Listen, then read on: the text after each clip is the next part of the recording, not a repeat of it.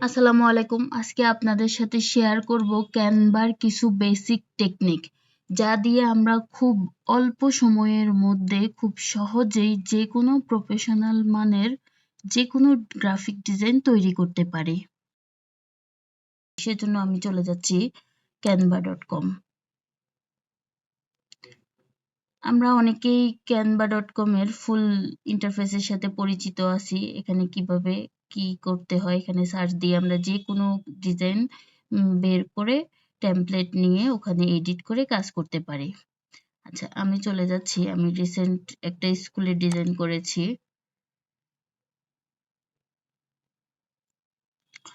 দেখুন, এই ডিজাইনগুলো দেখানোর পাশাপাশি আমি দেখাবো কিভাবে এই ডিজাইন এলিমেন্টস, আপলোড, টেক্সট এগুলো কিভাবে কাজ করে। ডিজাইন দ্বারা আমরা যে কোনো ডিজাইন সার্চ দিয়ে ওখানে এডিট করতে পারি। এখানে সবচেয়ে বেশি কার্যকরী হচ্ছে এলিমেন্টস। এলিমেন্টস এর অনেকগুলো কাজ আছে। তার মধ্যে একটা সবচেয়ে বেশি কাজে লাগে লাইনস এন্ড শেপস। এই লাইনস এন্ড শেপস দ্বারা আমরা যে কোনো কিছু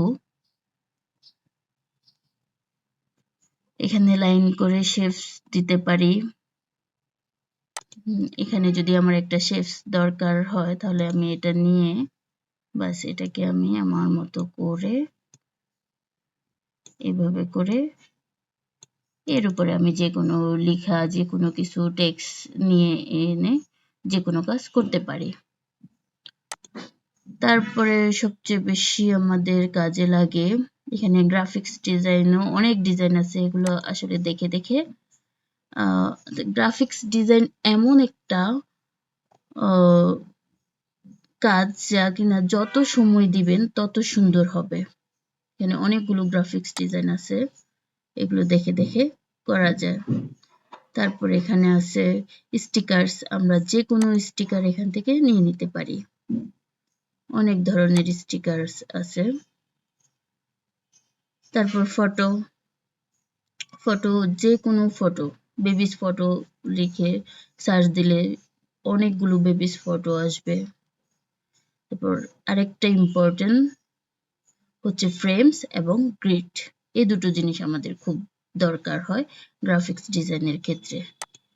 অর্থাৎ এই একটা গ্রিডস নিয়ে আমি যদি এখানে রাখি, তারপর আমি আপলোডে গিয়ে এখানে একটা আপলোড ফাইল অপশন আছে। এখান থেকে আমরা যে কোনো ছবি আপলোড ফাইল পিসি থেকে যে কোনো ছবি এখানে নিয়ে আসতে পারি। আমি যদি এই আপলোড ফাইলের মধ্যে যে কোনো ছবি যদি দিতে চাই, এই ছবিটা যদি আমি এখানে দিই, ব্যাস আমার এই গ্রিডের মধ্যে ছবিটা অন্তর্ভুক্ত হয়ে গেল। তারপর টেক্সট। আমি আজকে টেক্সট নিয়ে একটু দেখাবো, কারণ টেক্সট ইফেক্ট যেটা বলে, আমি এই টেক্সট ইফেক্টটা কিভাবে করেছি। ধরেন টেক্সট আমরা যদি যে কোনো টেক্সট নিয়ে এসে এখানে ব্যাস আমি এই টেক্সটটাই কন্ট্রোল সি দিয়ে কপি করে আমি এখানে বসিয়ে দিলাম, কন্ট্রোল ভি। তারপর আমি এটা ছোট করে নিয়ে আসা যায়। এখান থেকে ছোট করা যায়, আবার এই যে এখানে গিয়েও ছোট বড় করা যায়। আমার আর একটু বড় লাগবে, আমি এখানে গিয়ে বড় করে দিচ্ছি। ব্যাস এখন এই টেক্সট ইফেক্টটা কিভাবে করলাম, এখানে আমরা হচ্ছে এখানে যাব ইফেক্টে ক্লিক করার পর দেন আমি এখানে গিয়ে আমি টেক্সটের অনেকগুলো স্টাইল আছে, এগুলো আমি যদি দিতে চাই দিতে পারবো, কিন্তু না আমি নরমালি রাখলাম। গিয়ে আমি একদম একটু স্ক্রল করার পর এখান থেকে একটু স্ক্রল করার পর নিচে এই যে এইটা ক্লিক করলাম। এটা আমরা আসলে লোগোর ক্ষেত্রে বেশি ব্যবহার করি এই টেক্সট ইফেক্ট। এটাকে যদি আমরা এখন এখানে এই বারটা আমরা এদিকে যদি নিয়ে আসি, ব্যাস এই যে আমরা কতটুকু রাউন্ড করব, কতটুকু রাখবো সেটা আমাদের নিজের উপর ডিপেন্ড করবে। লেখাটা আমি আরেকটু বড় করি, ব্যাস এই যে বসিয়ে দিলাম। আর একটু কার্ভটা ছোট করে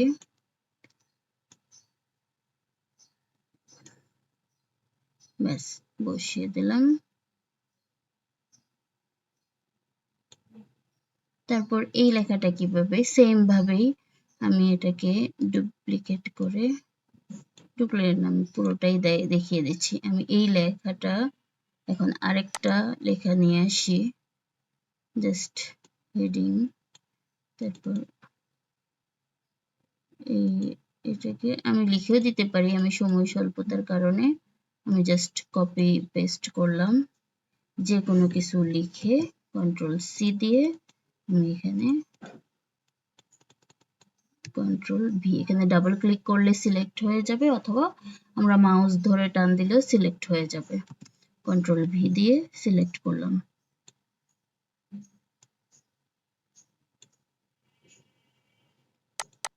এরপর আমি লেখার সাইজ সেম রাখবো, কারণ এই লেখার সাইজ ছিল 35, তাহলে এই লেখার সাইজটা আমি 35-এ নিয়ে গেলাম। এখানে এসে বসিয়ে দিলাম। এখন আমি এই লেখাটা ডিজাইন করব। এখন আমি যাব হচ্ছে আবার ইফেক্ট থেকে স্ক্রল করে নিচে,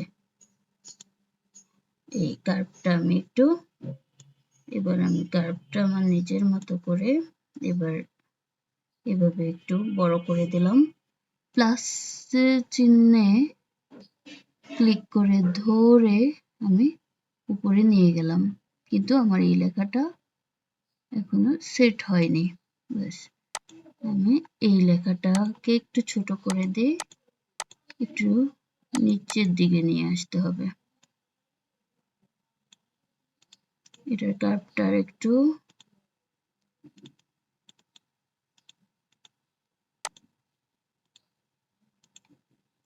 ইফেক্টে গিয়ে কার্ভটা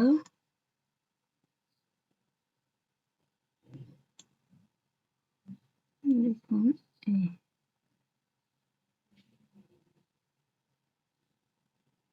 ব্যাস এভাবে করেই আমরা এটাকে একটু সময় দিলে আরো সুন্দর করে আমরা যে কোনো ডিজাইন তৈরি করতে পারি।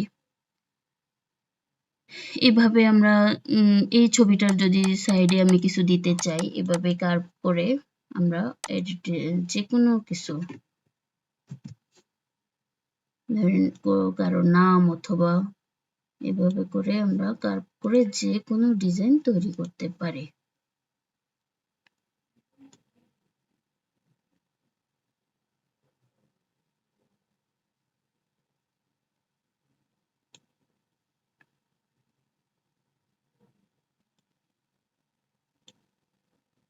বেশ এভাবে করে আমরা যে কোনো লোগো তৈরি করতে পারি। সাইজটা আমরা লোগো সাইজ থেকে নিয়ে এভাবে করে আমরা লোগো তৈরি করতে পারি। এটা হচ্ছে টেক্সট। টেক্সটের আরো অনেকগুলো কাজ আছে। আমি যদি এখানে টেক্সট কালার চেঞ্জ করতে যাই, তাহলে আমাকে এখানে কালারে গিয়ে আমি যে কোনো কালার দিতে পারি,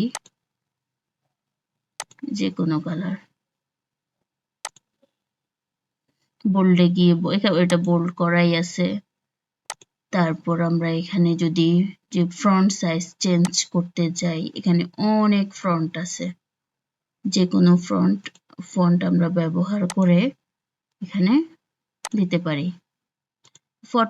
ফটোজে গিয়ে আমাদের ইমেজে যদি কোনো ফটোজ প্রয়োজন হয়, আমরা এখান থেকে যে কোনো ফটোজ নিয়ে কাজ করতে পারি। লাইক আমি একটা বেবি ফটো যদি আমি সার্চ দেই, তাহলে বেবিদের অনেক ফটো চলে আসবে। আমি এখান থেকে যে কোনো একটা ফটো নিচ্ছি। আচ্ছা, এটা নিই, এটার ব্যাকগ্রাউন্ডটা সুন্দর। এই ব্যাকগ্রাউন্ডটা যদি আমি চেঞ্জ করতে যাই, তাহলে আমি এই ফটোটা সিলেক্ট থাকা অবস্থায় আমি যাব এডিট ইমেজে গিয়ে এখানে বিজি রিমুভার, আমি জাস্ট এখানে ক্লিক করব। একটু সময় নিবে, একটু সময় নিয়ে ব্যাকগ্রাউন্ডটা চলে যাবে, এখানে শুধু বেবিটা থাকবে। তখন আমাদের অনেক ছবিতে আমরা ব্যাকগ্রাউন্ড রিমুভ করতে চাই, এখান থেকে খুব সহজেই আমরা ব্যাকগ্রাউন্ড রিমুভ করতে পারি। তারপর আমার ইচ্ছা মতো আমি যে কোনো জায়গায় বসিয়ে, যে আমি এবার এই ছবিটা আমার কাজের জন্য যদি আমি যেখানে দরকার ওখানে ব্যবহার করতে পারি। এর পিছে আমি ব্যাকগ্রাউন্ড অ্যাপ্লাইও বিভিন্ন রকম ব্যাকগ্রাউন্ড অ্যাড করতে পারি। তার জন্য আমি চলে যাব ব্যাকগ্রাউন্ড, এখানে ফটোজের পরে অডিও থেকে আমরা যে কোনো অডিও এনে এখানে ইনক্লুড করতে পারি। তারপর হচ্ছে ব্যাকগ্রাউন্ড অ্যাড করতে পারি। এই যে এখানে ব্যাকগ্রাউন্ড থেকে আমরা যে কোনো ডিজাইনের ব্যাকগ্রাউন্ড অ্যাড করতে পারি অথবা কালার, এখানে অনেক ধরনের ব্যাকগ্রাউন্ড আছে। ইনি ব্যাকগ্রাউন্ড, এভাবে করে আমরা সব এলিমেন্টস ইউজ করে আমরা এই ডিজাইনগুলো খুব প্রফেশনাল ভাবে তৈরি করতে পারি। এখানে কাজগুলো আমি একটু দেখিয়ে দিচ্ছি। এখানে হচ্ছে কালার, আমরা যে কোনো কালার ইউজ করার ক্ষেত্রে ব্যাকগ্রাউন্ড, অর্থাৎ আমি এখানে যে অপশন সিলেক্ট করব ওই অপশনের কাজগুলো এখানে সব হবে। এডিট ইমেজ, আমরা ইমেজ এডিট করেছি। ক্রপে যদি আমি কোনো কিছু কাটতে চাই তাহলে ক্রপ, না আমি এখন কিছু কাটবো না। তারপর ফ্লিপ হচ্ছে এই বাচ্চাটার ছবি যদি আমি ফ্লিপ করি, দেখুন ব্যাস এদিকে ফিরে, এভাবে আমরা সবকিছু ফ্লিপ করতে পারি। তারপর অ্যানিমেটেড, এই ছবিটার মধ্যে আমার কিভাবে এগুলো আসবে, যদি আমি অ্যানিমেটে যাই পেনে, বাস আমি যদি কোনো ভিডিও তৈরি করতে যাই তাহলে আমার এগুলো খুবই দরকার হয়।